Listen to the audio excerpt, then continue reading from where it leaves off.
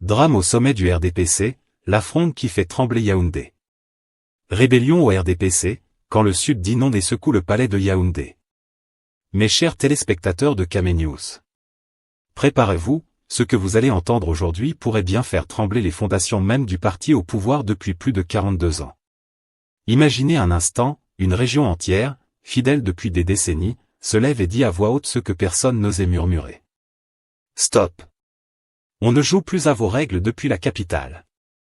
Oui, vous avez bien entendu. Le Conseil régional du Sud, bastion historique du RDPC, ose défier la convocation disciplinaire de son président, Éric Gervais NDO.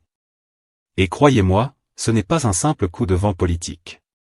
C'est un cyclone qui pourrait faire tanguer tout le navire du parti. Dans cette affaire, chaque geste, chaque mot, chaque note interne a un sens. Ce n'est pas juste une convocation, c'est un message envoyé directement à Yaoundé, nous ne sommes pas des marionnettes. Mes amis, ce reportage n'est pas pour les âmes sensibles. Il est fait pour ceux qui veulent comprendre. Les rouages secrets du Conseil de discipline. Les stratégies du sommet. Et surtout, les frictions qui couvent sous la surface depuis trop longtemps. Avant de plonger dans ce monde de complots et de secrets bien gardés, je vous invite à aimer cette vidéo, vous abonner à Kamé News et activer la cloche de notification pour ne jamais manquer nos révélations exclusives. Parce qu'ici, mes amis, on ne vous sert pas l'actualité fade et sans saveur. Non.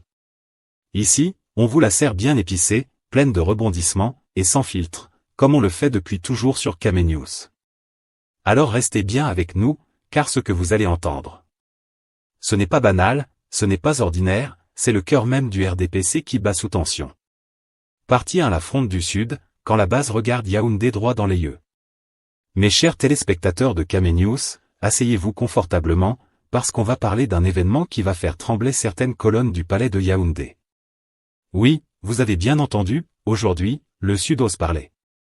Et parler fort. Le Sud dit non, un acte rare, presque historique. D'habitude, dans l'univers feutré du RDPC, la discipline est une religion. On écoute, on obéit. On applaudit. Et on se tait. Mais cette fois-ci, le Sud a décidé de sortir du rang. Les conseillers régionaux ont publié un communiqué qui fait plus de bruit qu'une fanfare à Nboumou un jour de fête. Le message est clair. Nous ne sommes pas d'accord avec la convocation de notre président, Éric Gervais NDO, devant le Conseil de discipline. Et attention, mes amis, ce n'est pas un murmure poli derrière les rideaux. C'est une fronde ouverte, affichée, et assumée. Éric Gervais NDO, le symbole d'un malaise latent. Alors, qui est ce monsieur au centre de la tempête? Président du Conseil régional du Sud. Conseiller respecté. Mais surtout, l'homme qui ose se tenir droit quand Yaoundé le regarde de haut. Sa convocation devant le Conseil de discipline est perçue par ses collègues comme un acte arbitraire venu d'en haut. Et pour ceux qui connaissent le Cameroun, vous savez que quand une décision descend de Yaoundé comme un nuage de pluie, tout le monde s'incline, sauf quand il pleut des grêlons. C'est exactement ce qui se passe au Sud. La base dit « assez ». Elle dit « on veut du dialogue ». Et surtout, elle dit « ne nous imposez pas vos sanctions comme si nous étions des enfants ». Un précédent qui pourrait inspirer d'autres régions. Et mes amis, c'est là que le danger commence pour le parti au pouvoir. Si le Sud réussit à tenir sa position, imaginez un instant. L'Ouest pourrait commencer à poser des conditions. Le littoral pourrait envoyer ses propres communiqués. Le Centre et le Grand Nord pourraient regarder et se dire, pourquoi pas nous aussi? C'est là que le RDPC risque de découvrir la logique du domino politique. Une base qui ose, ça peut vite inspirer toutes les autres. Et croyez-moi, au Cameroun, les idées circulent plus vite que la nouvelle d'un mariage royal à Yaoundé. Une fronde qui n'est pas seulement locale. La question que chacun se pose est la suivante. Est-ce juste un conflit régional, ou le symptôme d'un malaise plus profond dans le RDPC? Parce que regardez bien. Une convocation disciplinaire ici. Une exclusion temporaire là. Et tout à coup, on se rend compte que la base a sa propre logique. Et dans cette logique, le Sud dit aujourd'hui. Si vous voulez sanctionner nos dirigeants, préparez-vous à entendre des réponses. Et pas des murmures, mais des cris. La force symbolique de la fronde. En politique camerounaise, il faut comprendre quelque chose de crucial, la force n'est pas seulement dans le nombre, mais dans le symbole. Et là, mes amis, le symbole est puissant. Une région fidèle depuis des décennies dit non. Une région qui a toujours applaudi et suivi l'ordre hiérarchique ose remettre en question l'autorité centrale. Une région qui pourrait inspirer les autres à faire de même. En langage clair. Le Sud vient de montrer que même dans le parti au pouvoir depuis 42 ans, la loyauté n'est jamais garantie à 100%. Un avertissement à Yaoundé. Alors, chers téléspectateurs, ce communiqué des conseillers régionaux n'est pas qu'une protestation. C'est un avertissement, un signal clair que les bases veulent être respectées. Les décisions parachutées depuis la capitale ne passent plus toujours sans discussion. Et que le RDPC doit désormais composer avec une logique locale forte et assumée. En d'autres termes, Yaoundé a envoyé sa convocation, et le Sud a répondu par une déclaration. Qui gagnera cette partie? Leçon à retenir. Pour résumer cette première partie. La fronde du Sud est rare et historique. Elle remet en question la verticalité du RDPC. Elle pourrait inspirer d'autres régions. Et surtout, elle montre que la base a appris à parler fort et à se faire entendre. Mes chers téléspectateurs, maintenant je vous pose la question. Et vous, pensez-vous que le RDPC saura écouter ses bases, ou va-t-il continuer à imposer ses sanctions comme au bon vieux temps? Partie 2. Le Conseil de discipline, un outil statutaire. Mais très politique. Mes chers téléspectateurs de Kame News, préparez-vous, car nous allons entrer dans les arcanes d'un outil du RDPC aussi redouté qu'un serpent à sonnette dans un champ de manioc. Le Conseil de discipline du parti au pouvoir. Et attention, ici, ce n'est pas un simple conseil où l'on tape sur la table et puis c'est tout. Non, non, mes amis. C'est un véritable instrument politique, un thermomètre de loyauté, et parfois une épée de Damoclès qui plane au-dessus de ceux qui osent regarder ailleurs que le sommet. Une création qui sent le parfum de Yaoundé. Pour commencer, sachez que ce conseil n'est pas né par hasard, ni pour faire joli dans les statuts du parti. Il a été créé le 5 décembre 2013 par Paul Biya lui-même, juste après les élections législatives et municipales de septembre-octobre 2013. Pourquoi cette date, vous demandez-vous?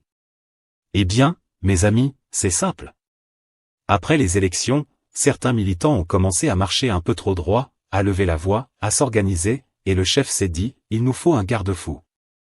Ainsi est née la commission de discipline, une instance prévue pour rappeler à chacun qui décide vraiment, une sorte de maman poule avec un fouet caché derrière le dos.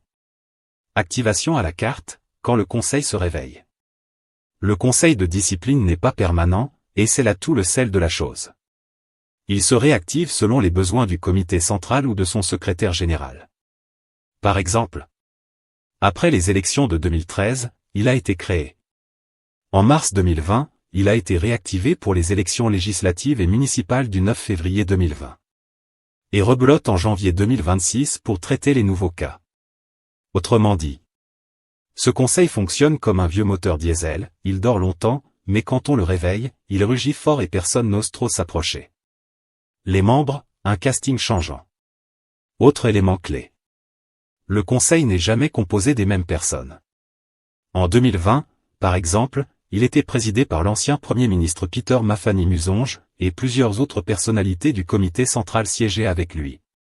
Mais ces membres peuvent changer selon l'humeur du secrétaire général ou les décisions du comité central. C'est un peu comme les invités à une fête chez le chef, on choisit selon l'importance, le moment, et parfois, selon qui on veut épier ou contrôler. Certains membres sont là pour faire peur. D'autres pour laisser passer les sanctions légères. Et quelques-uns sont là pour prendre des notes et rapporter à Yaoundé. Bref, c'est un véritable instrument de contrôle politique déguisé en instance statutaire. Une instance mixte, tribunal et théâtre politique. Le conseil de discipline n'est pas seulement là pour juger des fautes. Non, mes amis. C'est un outil de régulation politique, un moyen de rappeler que même élu, même conseiller, même président régional, on ne bouge pas sans permission de Yaoundé. Chaque convocation devant le conseil est donc une mise en scène. Les militants passent, parfois en tremblant.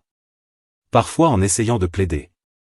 Parfois en espérant que la sanction soit légère. Mais derrière les règles et le cérémonial, il y a toujours un jeu politique. Qui est fidèle, qui peut revenir, qui peut déstabiliser le parti. Le conseil, un miroir des tensions internes. Si vous observez bien, chaque activation du Conseil révèle les tensions internes du RDPC. Lorsqu'un militant de base est convoqué, c'est souvent la tension entre le sommet et la base qui se manifeste. Lorsqu'un président régional comme Éric Gervais NDO est convoqué, c'est le conflit entre autorités locales et autorités nationales qui se révèle. Et lorsqu'un ex-premier ministre préside, c'est la puissance symbolique qui sert à rappeler à tous que la parole finale reste au sommet. En d'autres termes, le Conseil est moins un juge qu'un miroir, il reflète les fractures et les alliances au sein du parti. Le timing est tout, un outil politique plus qu'un tribunal. Enfin, mes chers téléspectateurs, retenez ceci. Le Conseil de discipline n'intervient jamais par hasard. Il est activé au moment où le parti a besoin de réaffirmer son autorité ou d'envoyer un signal à d'autres régions. Parfois, c'est pour calmer un militant trop zélé. Parfois, c'est pour rappeler à tout le monde que Yaoundé a le dernier mot. Et parfois, c'est juste pour montrer que le parti est toujours vivant et attentif. Autrement dit, le Conseil de discipline, c'est un peu comme la pluie à Douala, elle peut être douce ou torrentielle, mais elle tombe toujours quand le ciel l'a décidé. Conclusion de la partie 2. Alors, mes chers amis, retenez ceci. Le Conseil de discipline est statutaire, mais profondément politique. Il n'est pas permanent, mais se réactive selon les besoins du moment. Il change de membres, selon qui on veut contrôler ou intimider. Et surtout, il agit comme un thermomètre et un miroir du RDPC, là où il se réactive, vous savez qu'il y a des tensions, des ambitions, et parfois, des rébellions en germe. Bref, si vous pensiez que le RDPC fonctionne toujours comme une maison bien rangée, détrompez-vous. Ici, chaque convocation est un feu de signalisation, rouge pour certains, 3 sanctions, orange pour d'autres, exclusion et vert pour ceux qui savent naviguer la discipline à géométrie et variable. Ah. Mes chers téléspectateurs de Kame News, asseyez-vous bien parce que là, nous entrons dans la zone chaude. Là où la discipline au RDPC devient une danse de salon, mais avec des coups de pied déguisés. Le Conseil de discipline, ce n'est pas qu'une simple formalité statutaire. Non, c'est un véritable théâtre politique, où chacun peut devenir acteur, ou victime, selon l'humeur du moment. Le barème des sanctions, de la lettre d'observation à l'exclusion définitive. Dans le RDPC, la discipline a des degrés, et des effets variables selon la personne ciblée. Lettre d'observation, c'est le « gentil rappel à l'ordre », le petit coup de sifflet du professeur qui te dit « Fais attention mon fils, ne refais plus ça ». Avertissement, là, ça commence à chauffer, mais ce n'est pas encore la catastrophe. Blâme, tu es maintenant dans le rouge, tout le monde sait que tu as des plus au sommet. Exclusion temporaire, 6 mois, 12 mois, 18 mois, un congé forcé pour réfléchir à ta loyauté, comme une mise en quarantaine politique. Exclusion définitive, là, c'est le bouquet final. On t'expédie de la maison comme un invité qui a trop parlé à table. Et au sommet, il existe même la possibilité de dissoudre un organe directeur de base pour faute grave. Oui, mes amis, pas seulement les individus, mais les institutions locales peuvent tomber sous le couperet. La discipline à géométrie variable. Mais ici, vous devez bien comprendre une chose essentielle. La discipline n'est pas appliquée de manière uniforme. Elle a un poids politique qu'on pourrait comparer à un plat de ndolé. Trop salé pour certains. Trop fade pour d'autres. Parfois, on ne comprend même pas pourquoi on a eu le goût amer. Prenons des exemples concrets. Charlemagne Messang-Gagnanding, exclu définitivement pour indiscipline. Élise Henriette Sam, exclu en 2014, mais réhabilité plus tard. Alors qu'est-ce qu'on comprend, mes chers téléspectateurs? Que la sanction dépend parfois moins de la faute réelle, et parfois plus du moment et de la position politique de la personne. Autrement dit, au RDPC. Ce n'est pas toujours celui qui a tort qui paye, mais souvent celui qui gêne. Plus d'une centaine de militants passaient devant la commission. Depuis sa réactivation en 2020, le Conseil de discipline a traité environ 90 cas de militants pour divers actes d'indiscipline pendant les élections législatives et municipales. Aujourd'hui, ce nombre dépasse la centaine. Imaginez, plus de 100 militants, chacun avec son dossier, chacun avec son histoire. Certains sanctionnés sévèrement, d'autres, relâchés comme si de rien n'était. Le RDPC fonctionne ici comme un mélange entre tribunal et foire politique, où chaque décision est observée, commentée et disséquée par toute la base et même les observateurs externes. Les réhabilitations, le jeu du « qui revient ». Ah, et il y a la partie la plus croustillante, la réhabilitation. Parce que dans ce parti, être exclu n'est jamais forcément définitif. Certains militants, après avoir subi un avertissement ou même une exclusion, reviennent sur la scène politique plus forts et plus déterminés. C'est le fameux jeu camerounais du « tomber pour mieux rebondir ». Tu tombes. Tout le monde croit que c'est fini.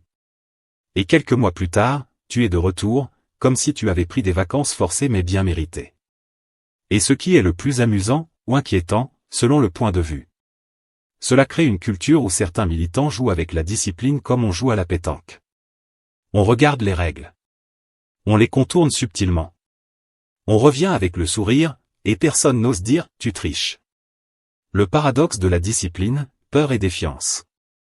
Donc, à ce stade, chers téléspectateurs, le conseil de discipline fait trembler certains, mais il inspire le défi chez d'autres. Pour certains, c'est la peur. Pour d'autres, c'est un défi. Pour la majorité, c'est un jeu de patience et de calcul politique. Et c'est exactement ce paradoxe qui nourrit la fronde du Sud aujourd'hui. Pourquoi accepter une convocation alors que certains exclus EPS sont déjà revenus par la grande porte? Leçon camerounaise même, la discipline est autant politique que punitive. En résumé, mes amis, la discipline au RDPC n'est pas juste une question de statut. Elle n'est pas seulement punitive. Elle est politique, stratégique, et, souvent un peu farfelue. Le conseil de discipline agit comme une épée de Damoclès. Mais certains militants ont déjà appris à danser avec. À esquiver, contourner, revenir, et même se servir de la discipline pour asseoir leur propre légitimité. Autrement dit, la discipline au RDPC, c'est comme un match de football à Yaoundé, tout le monde regarde, tout le monde commente, et parfois l'arbitre fait ce qu'il veut. Partie 4. Un précédent dangereux pour le RDPC, quand la maison du chef commence à craquer. Ici, chers téléspectateurs de Kamé News, nous ne sommes plus dans une simple affaire de discipline interne. Nous sommes face à un tournant. Un moment charnière où le RDPC, habitué à donner des ordres sans discussion, découvre soudain que la base aussi sait parler, et parler fort. Car soyons clairs. Ce qui se joue au Sud dépasse largement la personne d'Éric Gervais NDO. C'est l'autorité du parti qui est testée. C'est la capacité du RDPC à imposer sa ligne sans provoquer d'incendie interne qui est mise à l'épreuve. Et dans le langage du village politique camerounais, quand un enfant regarde le chef droit dans les yeux et dit « Non, papa, cette fois-ci on n'est pas d'accord ». Ce n'est jamais un détail. Le Sud, une région pas comme les autres. Le Sud n'est pas une région quelconque dans l'imaginaire politique du RDPC. C'est une région symbolique. Une région historiquement perçue comme loyale. Une région où, d'habitude, les décisions de Yaoundé descendent sans bruit. Alors quand ce Sud-là se met à contester une convocation disciplinaire, les alarmes sonnent au comité central. Parce que si même là-bas on commence à dire « Attendez, on veut comprendre d'abord ». Alors ailleurs, certains militants prennent déjà des notes. Le calcul dangereux du sommet. Au sommet du RDPC, le raisonnement est souvent simple. La discipline d'abord, les états d'âme après. Mais le problème, c'est que le Cameroun de 2026 n'est plus celui de 1990. Les militants sont élus localement. Les conseils régionaux existent. Les réseaux sociaux amplifient la moindre tension. Autrement dit, on ne sanctionne plus dans le silence total. Chaque convocation devient un sujet. Chaque sanction devient un débat. Chaque exclusion devient une affaire nationale. Et au Sud, cette fois-ci, la base n'a pas attendu la sanction pour parler. Elle a préventivement défié l'ordre venu d'en haut. C'est là que le précédent devient dangereux. L'effet domino, quand une région ose, les autres observent. Dans les autres régions du pays, on ne parle peut-être pas encore officiellement. Mais on observe. On analyse. On murmure dans les réunions de section. À l'ouest, certains se disent. Donc on peut dire non? Dans le littoral, d'autres murmurent. Donc on peut défendre un élu contre Yaoundé? Dans le Grand Nord, quelques cadres réfléchissent déjà. Et si demain c'était nous? C'est ainsi que naissent les grandes fissures politiques. Pas dans le bruit, mais dans l'idée que l'obéissance n'est plus automatique. Discipline ou dialogue, le dilemme du RDPC. Le RDPC se retrouve donc face à un choix stratégique redoutable. Option 1, maintenir la ligne dure. Convocation maintenue. Sanctions appliquées. Message clair, le parti ne plie pas. Mais le risque est énorme. Transformer une affaire interne en symbole national de fracture. Donner l'image d'un parti qui punit au lieu d'écouter. Renforcer l'idée que les régions ne comptent que quand elles applaudissent. Option 2, temporiser, dialoguer, reculer partiellement. Et là aussi, danger. Car reculer, dans un parti habitué à la verticalité, peut être interprété comme un aveu de faiblesse. Au Cameroun, vous le savez bien. Quand le chef recule d'un pas, certains pensent déjà qu'il va tomber. Un parti face à son propre miroir. Ce qui se passe aujourd'hui au Sud agit comme un miroir brutal pour le RDPC. Le parti voit son propre reflet. Un reflet moins discipliné. Moins silencieux. Moins docile qu'avant. Après plus de 4 décennies au pouvoir. Les méthodes qui fonctionnaient hier montrent leurs limites. La discipline administrative ne suffit plus à étouffer les frustrations politiques. Les notes internes ne calment plus les bases. Les convocations ne font plus automatiquement peur. Et ça, pour un parti construit sur la verticalité. C'est un choc culturel. Le vrai danger n'est pas la fronde, mais ce qu'elle révèle. Attention, chers téléspectateurs. Le danger pour le RDPC n'est pas que le Sud parle aujourd'hui. Le vrai danger, c'est que le Sud ait osé parler publiquement. Le vrai danger, c'est que cette parole soit assumée. Le vrai danger, c'est qu'elle ne soit pas immédiatement étouffée. Car en politique camerounaise, ce qui est dit une fois peut être répété ailleurs. Et ce jour-là, le conseil de discipline ne suffira plus. Alors, selon vous, le RDPC est-il en train de vivre une simple turbulence interne? Ou assiste-t-on au premier craquement d'un système trop longtemps figé? Dites-le en commentaire. Parce qu'ici, sur Kamé News, on ne regarde pas seulement les événements. On les décortique, même quand ça fait mal. Conclusion: quand le parti au pouvoir se parle à lui-même. Quand la palabre commence dans la concession du chef, c'est que le silence a déjà trop duré. La crise du Conseil régional du Sud n'est pas un simple fait divers politique. C'est un symptôme. Celui d'un parti qui, après plus de 4 décennies au pouvoir, doit désormais gérer ses propres contradictions internes. La question reste entière. Le RDPC saura-t-il écouter ses bases, ou continuera-t-il à gouverner par notes internes et convocations disciplinaires? Et vous, qu'en pensez-vous? Cette fronde du Sud est-elle un acte de courage politique ou une rébellion vouée à l'échec? Dites-le nous en commentaire. Likez la vidéo si cette analyse vous a éclairé. Abonnez-vous à Kamé News, la chaîne qui décrypte, qui analyse, et qui ose dire tout haut ce que beaucoup pensent tout bas. À très bientôt pour un nouveau reportage exclusif.